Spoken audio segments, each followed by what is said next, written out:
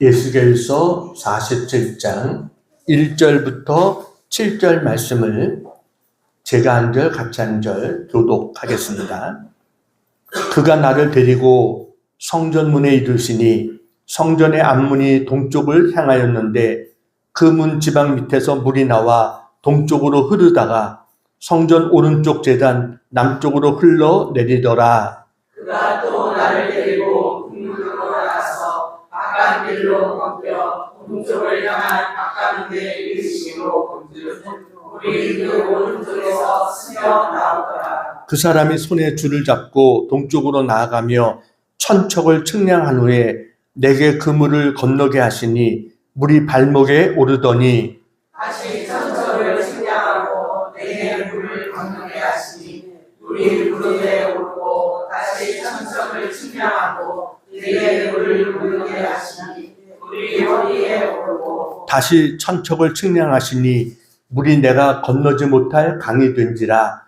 그 물이 가득하여 헤엄칠 만한 물이요 사람이 능히 건너지 못할 강이더라. 그가 내게 이르시되 인자야 내가 이것을 보았느냐 하시고 나를 인도하여 강가로 돌아가게 하시고 다 같이 내가 돌아가니 강 좌우편에 나무가 심이 많더라.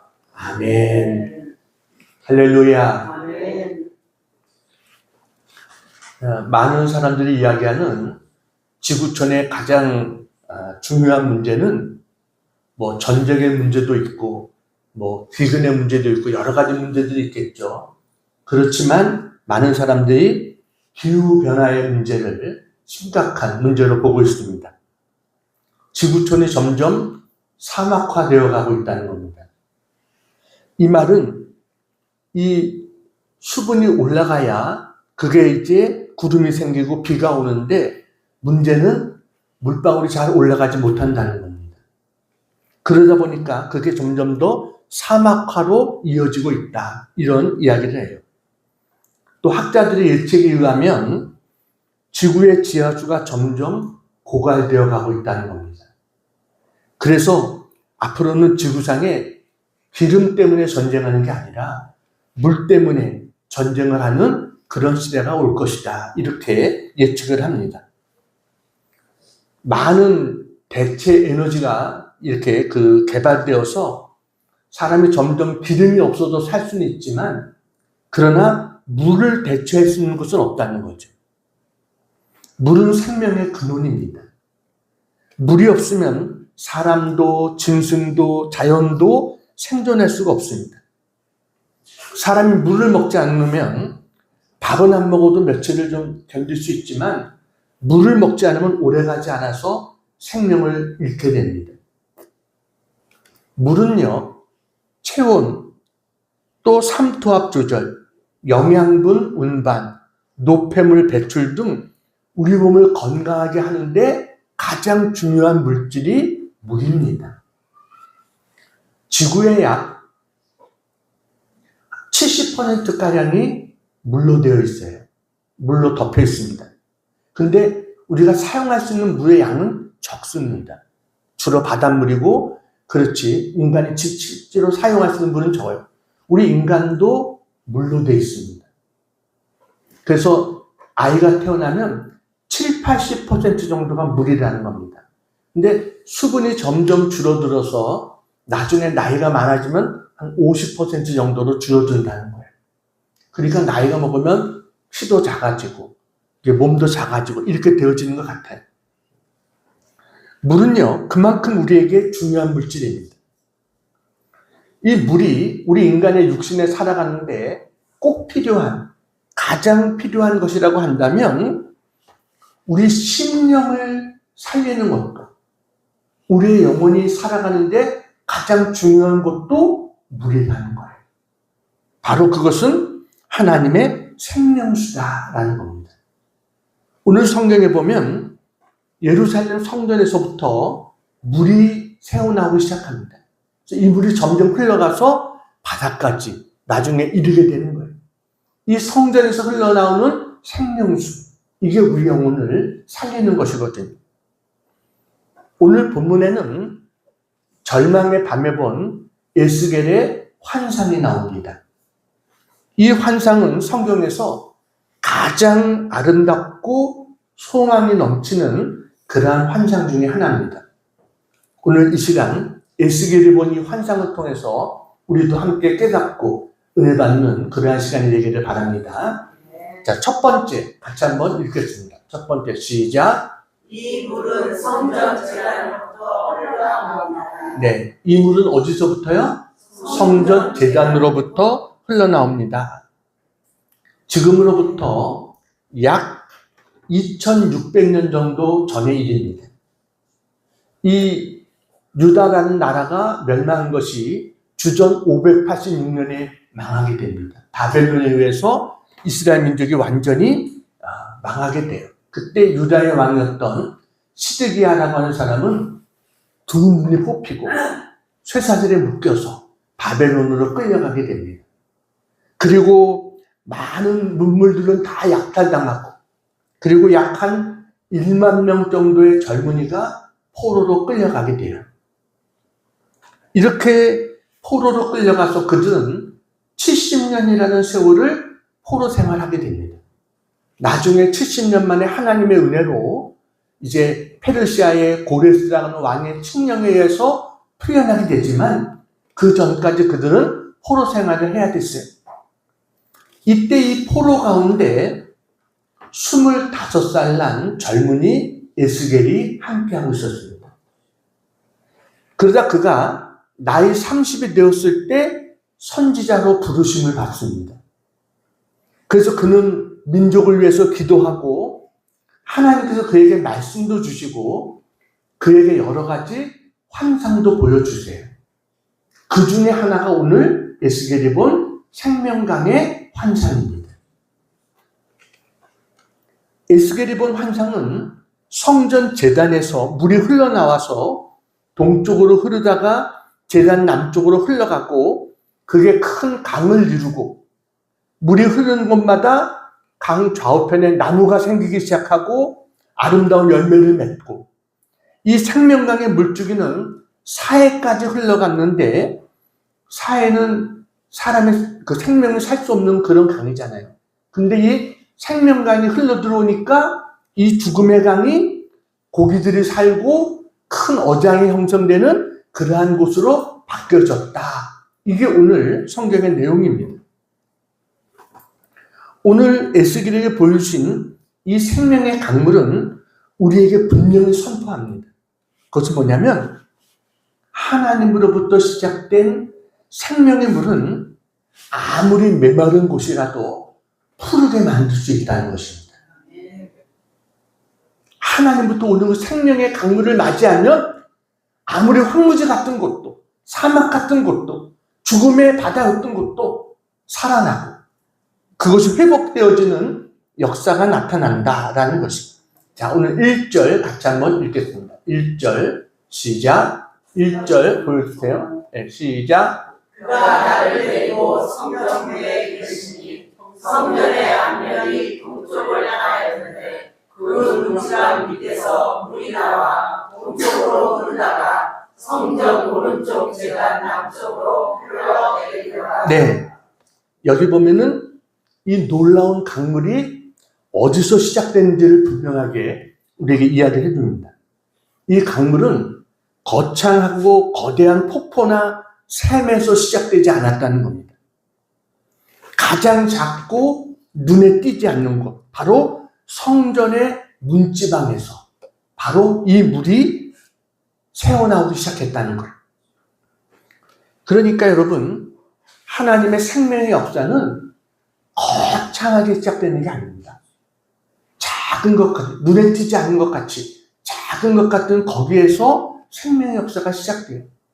여러분, 땅에 심겨진 씨앗이 보이지도 않고 아주 작고 보잘것없는 것 같지만 거기서 나무가 자라고 열매가 맺혀지는 것처럼 작게 시작하는 거예요. 그러나 중요한 것은 생명은 어디서부터 시작되느냐? 생명은 하나님이 계신 곳부터 시작된다는 겁니다. 하나님이 임재하신 곳, 언제나 하나님 자신으로부터 생명이 시작되는 거예요.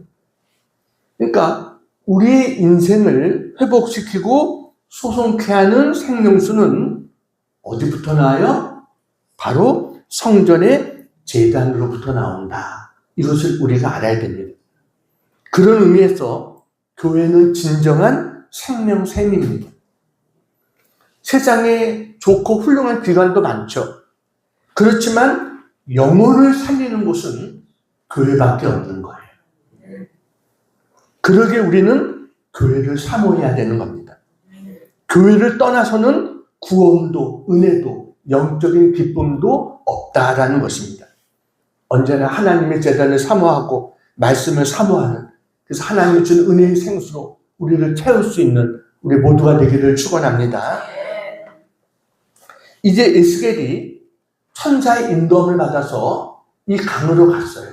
그랬더니 천사가 그를 데리고 이제 은혜의 강으로 들어갑니다. 1,000척을 들어갔어요. 1,000척이라고 하는 것은 500m 정도 되는 겁니다. 그래서 500m 정도 강에 들어갔더니 보니까 물이 발목까지 차올랐습니다. 그 다음에 또 1,000척을 또 들어가니까 물이 무릎까지 찼습니다. 또 1,000척을 가니까 이번엔 물이 허리까지 찼어요. 그 다음에 또 가니까 이제는 걸을 수가 없어요. 발이 안 닿고 그냥 걸어서 건너갈 수가 없고 수영하지 않으면 안 되는 그런 강이 되어졌다. 이것은 뭐예요? 이렇게 지금 물을 측량하는 이것은 우리의 신앙의 깊이를 보여주는 하나의 그러한 환상이다라는 것입니다. 자, 우리의 신앙이 다 똑같은 신앙이 아니라는 것이에요. 첫째는 발목 신앙이 있습니다. 자, 우리 첫 번째 보겠습니다. 첫 번째, 뭐가 있어요? 발목 신앙이 있습니다. 500m를 들어갔더니 물이 발목까지 찼어요. 물이 발목에 찼다라고 하는 것은 신앙의 초보를 말하는 겁니다. 아무것도 모르고 그냥 교회에 왔다 갔다 하는 그런 수준을 말하는 거예요. 아직 어떠한 신앙의 체험도 없고 감격도 없고 그냥 습관적으로 주일이 되면 교회에 왔다 갔다 하는 이게 발목 신앙입니다. 제가 아는 어떤 분이 제가 이전에 서울에서 목회할 때 이분은 주일날만 되면 아내하고 아이들을 태우고 교회로 옵니다. 그래가지고 교회 앞에까지 온 다음에는 아내하고 아이들을 들여보내고 예배 잘 드리고 오라고 들여보내고 자기는 들어오지 않고 예배 끝나는 시간이 되면 또 와가지고 또 태워갑니다. 그래서 그렇게 몇 년을 했어요. 몇 년을. 그 교회 문 들어오는 게 그렇게 쉬운 게 아니라는 거예요.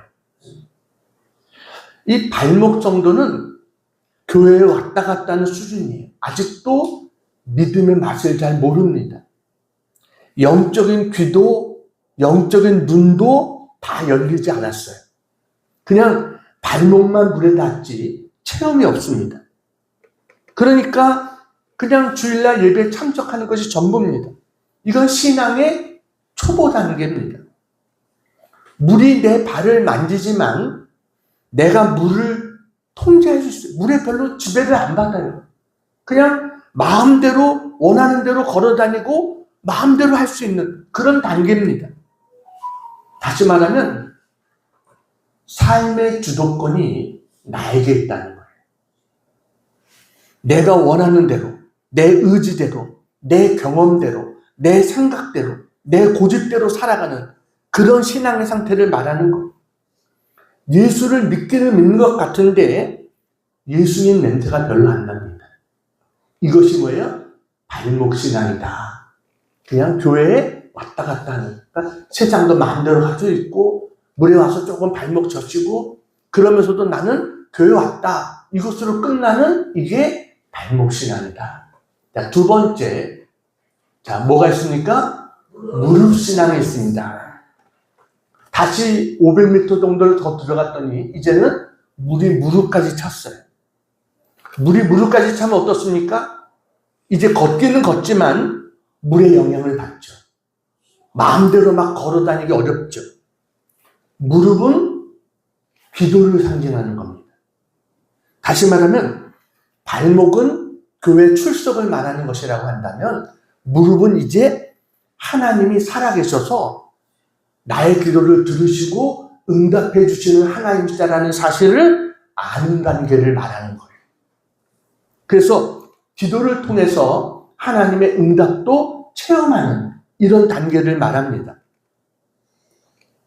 여러분, 하나님이 살아계시고 하나님이 나의 기도를 들으시고 응답하신다. 이거를 깨닫는 것은 큰 은혜인 줄로 믿습니다. 이전에 우리나라가 60년대, 70년대, 80년대 이때까지만 하더라도 얼마나 교회 나서 열심히 기도했는지 모릅니다. 이때는 정말 산기도도 많았고요. 산에 가서 뿌리 하나 뽑아야지 하면서 기도하고 금식하며 기도하고 철야 기도하고 이때는 참 열심히 기도했습니다. 근데 요즘은 어떻습니까? 요즘은 기도가 사라진 세대를 살고 있습니다. 여러분 하루에 얼마나 기도하십니까? 밥 먹을 때만 기도하는가? 그 정도도 못하고 있지 않는가 하는 그런 생각이 듭니다. 그러다 보니까 우리 삶 가운데 문제가 많은 겁니다. 여러분, 내가 문제를 해결할 수 없는 거예요. 영적으로 무기력하니까 문제 속에 그냥 괴로워하고 고통스러워하고 문제 속에 갇혀 사는 거예요. 기도 없이는요, 어떤 일도 일어나지 않습니다. 기도하지 않으면 어떤 문제도 해결되지 않습니다. 여러분, 우리가 주님 앞에 간절히 기도할 때 우리의 문제가 해결되고 하나님의 기적도 일어나는 줄로 믿습니다. 기도는 신앙생활의 최고의 무기입니다. 예수님은 우리에게 이렇게 찬송하라 가르쳐주지 않았어요. 주님의 제자들에게 너희는 설교할 때 이렇게 설교하라 가르쳐주지 않았어요. 그런데 너희는 이렇게 기도하라는 가르쳐주셨습니다. 그만큼 기도가 중요하다라는 거죠. 기도의 맛을 아는 단계, 이게 바로 무릎신앙이다라는 것이에요. 자, 세 번째 단계가 있습니다. 자, 같이 읽겠습니다. 시작. 허리신앙이 있습니다. 다시 1,000척을 들어가니까, 한 500m 정도 들어가니까 물이 허리에 찼어요. 허리는 우리 몸의 중심부입니다. 신앙생활 하다 보면 이제 중심이 잡히는 단계로 옵니다. 이제는 웬만한 일에는 흔들리지 않는 그런 단계가 오는 거예요. 이때가 되면 내 의지대로 막 걷기가 힘듭니다. 물이 무릎까지 찼다는 것은 기도의 맛을 아는 단계라고 한다면 물이 허리까지 찼다는 것은 말씀의 맛을 아는 단계다라고 할 수 있어요. 무슨 맛이요? 말씀의 맛을 아는 단계. 에베소서 6장 13절에 보면 그러므로 하나님의 전신갑주를 취하라 라고 말씀했습니다. 그러면서 우리가 성도들이 어떻게 무장해야 되느냐 그 모습을 설명해요. 구원의 투구를 쓰고 의의 흉배를 붙이고 믿음의 방패와 성령의 검을 들고 평안의 복음의 신발을 신고 그 다음에 진리의 허리띠를 띠고 라는 거예요. 성도는 진리로 허리띠를 떼야 된다는 거예요. 진리의 허리띠가 뭡니까? 하나님의 말씀인 것입니다.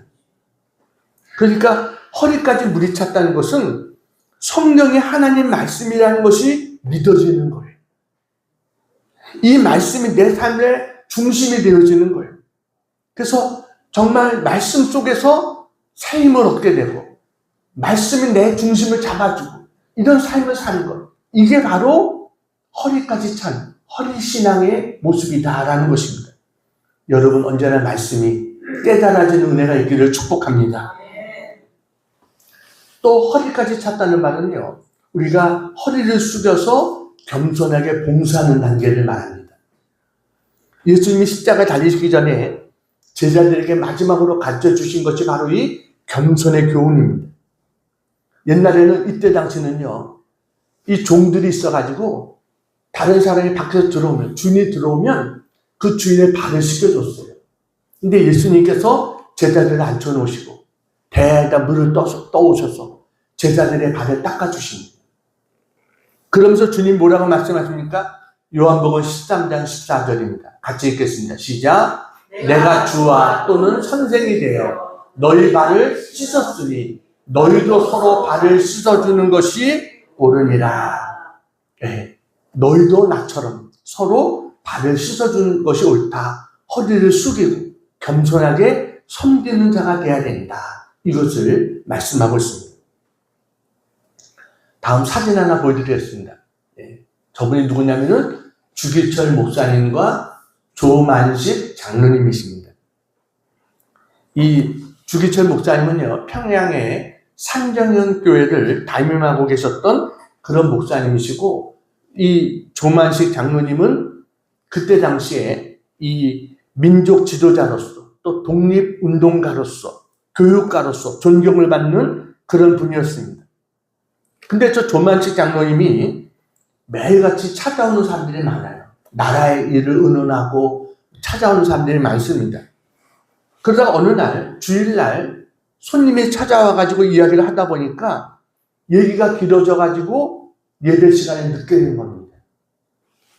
부랴부랴 달려오는데 이미 목사님이 강대상에 딱 서 계신 거예요. 그래가지고 목사님이 문을 열고 들어오시는 장로님을 딱 보더니 주기철 목사님이 그랬습니다. 조 장로님, 지금 예배 중이니까 거기 뒤에 서서 하나님 앞에 예배 드리십시오. 이렇게 이야기를 했어요. 예배 중이니까 어떻게 하라고요? 저 뒤에 서서 예배 드리시라. 이렇게 이야기했어요. 성도들이 깜짝 놀랐습니다. 왜냐하면 조만식 장로님이 어떤 분이냐면 저 주기철 목사님보다 나이도 훨씬 많으시고 이 오산 학교를 목사님이 학생으로 다녔을 때 그때 교장 선생님이 조만식 장로님이었습니다. 목사님 학교 다닐 때. 그러다가 저 주기철 목사님이 마산에 있을 때 이 주기철 목사님을 평양에 있는 산정현 교회로 초빙하신 분이 조만식 장로님이십니다. 목사님을 그 교회로 초빙하신 분이. 그런데 그런 장로님을 뒤에 어떻게 해요? 예배 시간 조금 늦었다고 뒤에 서 있으라 이렇게 얘기를 한 거예요. 설교가 다 끝나고 예배가 끝날 쯤에 이제 목사님이 그럽니다. 조 장로님 기도하세요 라고 그랬어요. 그래서 장로님이 앞에 나서 기도했어요. 뭐라고 기도했냐면 하나님, 첫째 제가 장로로서 예배에 지각한 거 회개합니다. 둘째, 교인들께 장로로서 나쁜 본을 보인 것을 회개합니다. 셋째, 주의 종의 심기를 불편하게 한 것 회개합니다. 이렇게 회개했습니다. 여러분, 얼마나 훌륭한 목사님이에요. 그렇게 목사님의 권위를 높여줬어요. 이 목사님이 신방 갈 때 저 조만식 장로님이 목사님 가방 들고 다녔어요. 그 정도로 목사님을 섬기고 교회를 섬겼던, 겸손하게 섬겼던 그런 목사님이세요. 결국 저 두 분이 다 순교하셨습니다. 주기철 목사님은요, 신사참배 반대하다가 옥중에 갇혀서 거기서 순교하십니다. 조만식 장로님은 6.25 전쟁 후에 공산당들이 퇴각할 때 1950년 10월 18일 평양 감옥에서 총에 맞아서 순교하시게 됩니다. 두 분 다 순교하셨어요. 그렇지만 저분들이 남긴 한국교회의 아름다운 발자취는 영원할 거예요.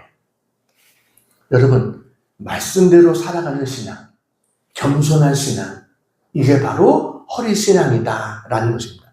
자, 네 번째 마지막 같이 읽겠습니다. 뭐예요? 헤엄치는 신앙이 있습니다. 이제 신앙의 단계는요, 거기서 끝이 아닙니다. 허리의 단계로 끝나지 않아요. 5절 말씀 같이 한번 읽겠습니다. 5절 시작. 다시 천석을 측량하시니 우리 배가 건너지 못할 땅이 있자 그 물이 가득하여 헤엄칠 만한 물이요 사람이 능히 건너지 못할 강이라. 네, 이제 사람의 발로는 건널 수가 없는 깊은 강이 됐습니다. 헤엄치지 않고서는 아무도 건널 수 없는 그런 강이 됐어요. 여러분, 우리의 신앙에 헤엄치는 신앙이 있습니다. 이것은 뭐예요? 이제 더 이상 내 발이 땅에 닿지 않는 거예요. 성령에 완전히 사로잡힌 단계를 말하는 것입니다. 성령 충만해서 내 뜻과 내 고집대로 사는 것이 아니라 전적으로 하나님 앞에 맡기고 하나님의 뜻대로 앞으로 나아가는 이러한 신앙, 이게 바로 헤엄치는 단계의 신앙을 말하는 거예요. 사도 바울은요, 갈라디아서 2장 20절에서 이렇게 말합니다. 같이 한번 읽겠습니다. 시작. 내가 그리스도와 함께 십자가에 못 박혔나니 그런즉 이제는 내가 사는 것이 아니요 오직 내 안에 그리스도께서 사시는 것이라. 이제 내가 육체 가운데 사는 것은 나를 사랑하사 나를 위하여 자기 자신을 버리신 하나님의 아들을 믿는 그 안에서 사는 것이라. 네, 이제는 내가 사는지만 내가 사는 게 아니라는 거예요. 뭐가 살아요? 내 안에 그리스도께서 사시는 것이다 라고 고백합니다. 이게 바로 성령 충만인 것입니다. 나와 세상은 간 곳 없고 구속한 주만 보이는 이러한 삶을 말하는 거예요. 그러니까 여러분, 우리 단계가 이 단계까지 나가야 된다는 겁니다. 그냥 사람들이요, 수영할 때 대부분 어떻습니까? 수영할 때 안 빠지려고 막 힘을 주면 어떻게 돼요? 더 빠지게 되죠. 반대로 힘을 빼고 물에다가 내 몸을 딱 맡기면 몸은 뜨게 되는 겁니다. 그러니까 여러분, 우리 신앙생활이 이제 발이 땅에서 내가 떨어지면 죽을 것 같아요. 내가 물에 빠져 죽을 것 같아요. 그런데 아니라는 거예요. 오히려 물에서 자유를 느끼고 헤엄치고 앞으로 나갈 수 있는 이런 단계를 맛보게 되는 것, 이게 바로 헤엄치는 그러한 신앙의 단계를 우리에게 가르쳐 주는 겁니다. 이제 나의 모든 것을 하나님 앞에 다 맡기는 거예요. 그럼 하나님께서 어떻게 해요? 우리를 책임져 주세요. 여러분, 하나님이 책임져 주시고 하나님이 그 안에서 자유를 누리고 행복하게 할 수 있는 이 신앙을 맛볼 수 있는 우리 모두가 되기를 축원합니다. 여러분의 신앙은 어느 단계쯤 왔습니까? 발목 신앙입니까? 아니면 무릎 신앙입니까? 아니면 허리 신앙입니까? 발목에 있다가 어쩌다 한번 무릎까지 들어갔다가 어쩌다 한번 조금 더 허리까지 한 데까지 한번 갔다가 또 나와서 이런 신앙은 아닌가요? 여러분, 자유롭게 헤엄치면서 하나님의 은혜를 맛볼 줄 아는 그런 우리 모두가 되기를 축원합니다. 자, 두 번째, 이제 마지막 두 번째 같이 한번 읽겠습니다. 시작. 이 물은 지나가는 곳마다 살아나는 역사가 있습니다. 천사가 에스겔에게 이 물이 어떤 결과를 가져왔는지를 보여줍니다. 6절, 7절입니다. 6절, 7절 같이 읽겠습니다. 시작. 그가 내게 이르시되 인자야 내가 이것을 보았느냐 하시고 나를 인도하여 강가로 돌아가게 하시고 내가 돌아가니 강 좌우편에 나무가 심이 많더라. 네, 이 물이 흘러가니까 어떻게 돼요? 강 좌우에 나무가 심이 많이 생겨졌어요.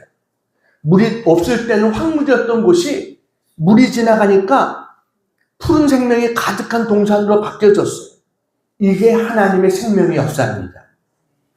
그러면서 12절 같이 읽겠습니다. 12절 시작. 강 좌우마에는 각종 먹을 가시나무가 자라서 그 잎이 시들지 아니하며 열매가 끊이지 아니하고 날마다 새 열매를 맺으리니 그 물이 성소를 통하여 나오나 그 열매는 먹을 만하고 그 잎사귀는 약재료가 되리라. 네, 나무만 많아진 게 아니라 이 나무에서 뭐가 열려요? 과일 열매들이 맺히기 시작합니다. 잎사귀도 버릴 게 없죠. 약재료로 다 쓰게 되고 그야말로 버릴 것이 하나도 없는 모든 것들이 유익한 그런 나무들이 옆에서 자라기 시작했다라는 거예요. 그리고 또 어떤 역사가 일어나냐? 모든 것이 치유되어지는, 살아나는 이런 역사가 나타납니다. 8절, 9절 같이 한번 읽겠습니다. 8절, 9절 시작. 그가 내게 이르시되 이 물이 동쪽으로 향하여 흘러 바다로 내려가서 나의 흘러내리는 물로 그 바다의 물이 되살아나리라. 이 강물이 흐르는 곳마다 번성하는 모든 생물이 살고 또 고기가 심히 많으리니 이 물이 흘러 들어가므로 바닷물이 되살아나겠고 이 강이 이르는 각처에 모든 것이 살 것이며 이 물이 동쪽으로 흘러서 아라바로 내려가서 바다를 이뤘다 그랬어요. 아라바가 사해바다를 말합니다. 여러분, 성전 제단에서 흘러나온 그 물이 사해바다까지 흘러갔다는 거예요. 사해바다가 어떤 바다인지 아시죠? 거기는 소금으로 된 바다입니다. 염도가 일반 바다보다 8배에서 10배 정도 높습니다. 그렇게 높으니까 들어가면 그냥 사람이 떠요. 수영하지 않아도 엎드려도 그냥 떠요. 수영 못하는 사람도 들어가면 뜹니다. 그 대신 그 안에는 아무 생명체도 없어요. 살 수가 없어요. 이게 사해바다입니다. 근데 이 사해바다에 이 생명수가 흘러 들어가기 시작하니까 어떻게 됩니까? 이 물이 단물로 바뀌어지게 됩니다. 그래서 많은 고기가 생존하고 더 많은 고기가 생기다 보면 어부도 생기게 되고 거기가 아주 어장이 풍부한 어장이 되어지게 되는 것이죠. 여러분, 하나님의 생명강이 물이 흘러 들어가면 이렇게 모든 것들이 심지어는 죽었던 것들조차도 살아나는 이런 회복과 은혜의 역사가 일어나게 되는 것을 믿으시기 바랍니다. 그런데 이 은혜의 강에서 제외된 사람들이 있습니다. 11절입니다. 11절 같이 읽겠습니다. 시작. 그 진펄과 개펄은 되살아나지 못하고 소금 땅이 될 것이며 진펄은 수렁, 개펄은 물웅덩이 이것을 말합니다. 거기에는 수분은 없고요. 염분만 남아있는 거예요. 그래서 나중에 뭐가 됩니까? 소금 땅이 될 거다. 그냥 소금 땅이 돼버리고 마는 거예요. 이걸 어떤 사람들이에요? 하나님의 은혜의 생수를 받아들이지 않은 사람들입니다. 이런 사람은요, 결국 소금 땅같이 돼버리고 맙니다.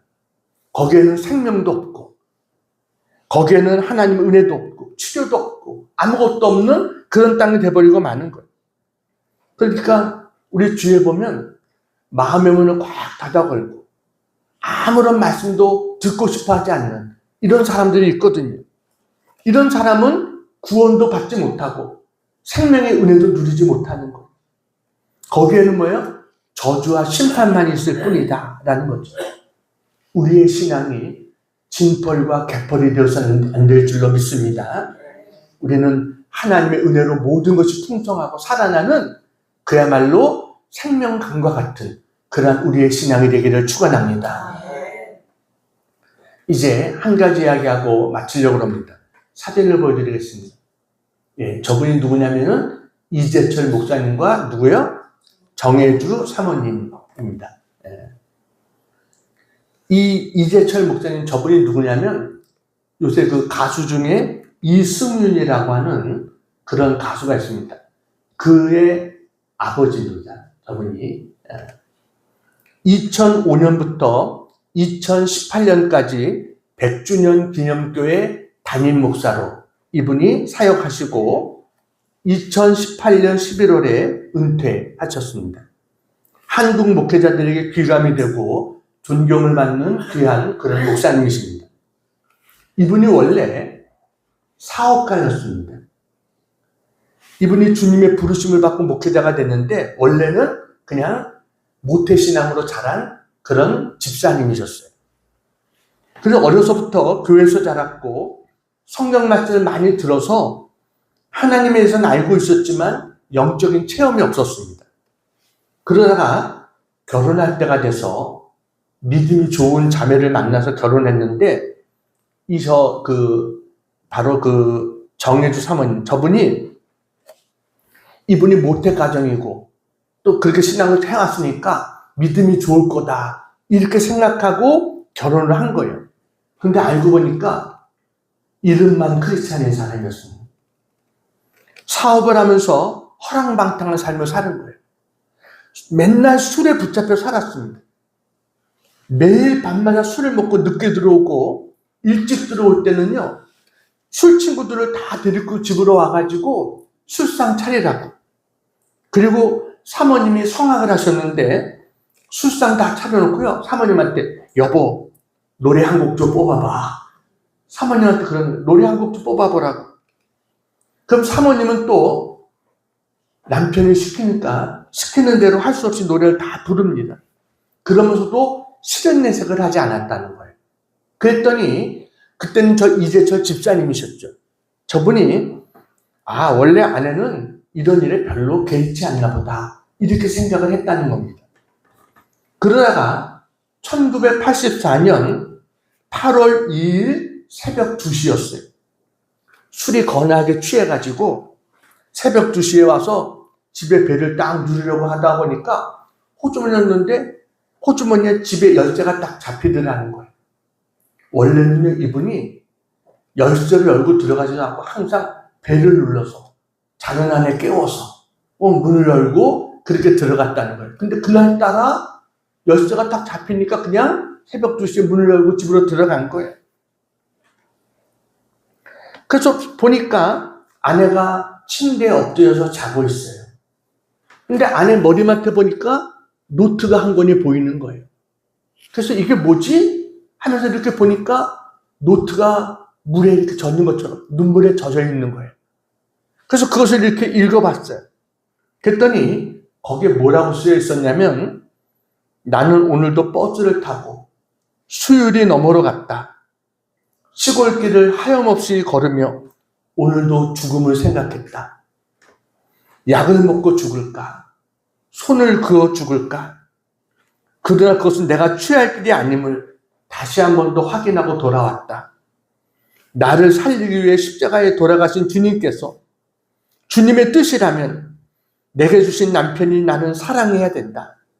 나는 할 수 없지만 주님께서 사랑하라 명령하심으로 나는 사랑해야 된다. 주님 도와주세요. 나의 약함을 잘 아시잖아요. 이렇게 쓰여 있는 것이었어요. 저 이재철 집사님이 그것을 딱 보는 순간 그야말로 그냥 한 대 꽉 맞은 것처럼, 큰 북소리가 옆에서 꽉 울리는 것처럼 그런 충격을 받았다는 거예요.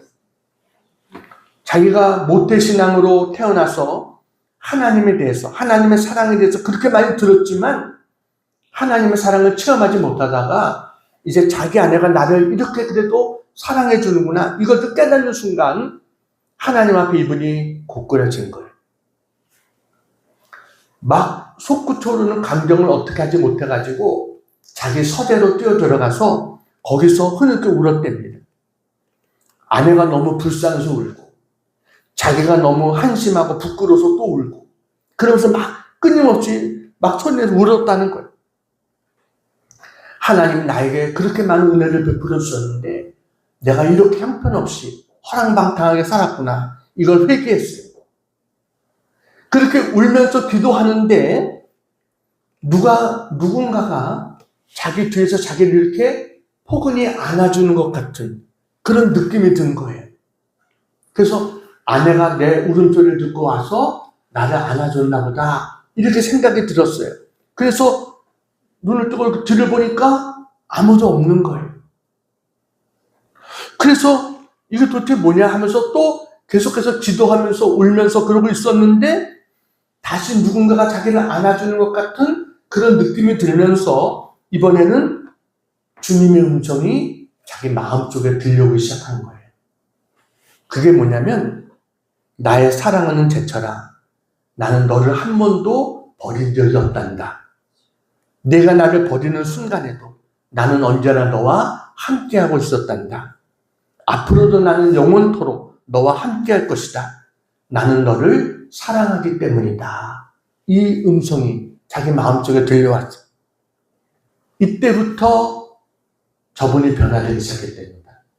이재철 집사님이 이때부터 변화돼서 좋아하던 술, 담배 딱 끊어버리고 맨날 트럼프하고 화투하고 도박하고 이러던 것 딱 끊어버리고 새롭게 변화된 인생을 살게 됐다는 겁니다. 그랬더니 주변의 사람들이 제철이 달라졌네 이러더라는 거예요.